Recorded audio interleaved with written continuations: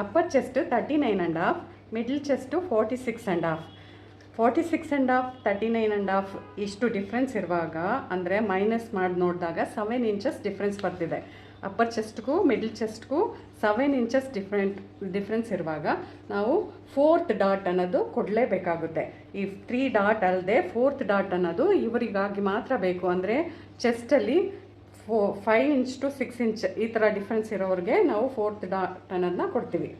Upper chest divided by 4 plus half inch ಅನ್ನೋದು 10.3 ಇಲ್ಲಿ ಬಂದಿದೆ.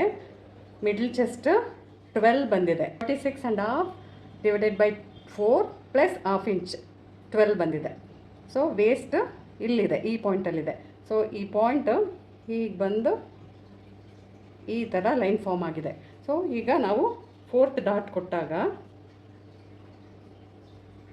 ಈ ರೀತಿ ಈ ಲೈನು ಸ್ಟ್ರೇಟ್ ಆಗುತ್ತೆ ನೋಡಿ, ಲೈನ್ ಸ್ಟ್ರೇಟ್ ಆಗುತ್ತೆ. ಕಪ್ಸದ ಹಿಂಟೇಕ್ ಏನಿದೆ ಅದು ಟೈಟ್ ಆಗದೆ ಫಿಟ್ಟೆಡ್ ಆಗಿ ಚೆನ್ನಾಗಿ ಬರುತ್ತೆ. ಅವ್ರಿಗೆ ಟೈಟ್ ಆಗೋದಿಲ್ಲ, ಈ 4th ಡಾಟ್ ಕೊಡಲೇಬೇಕು.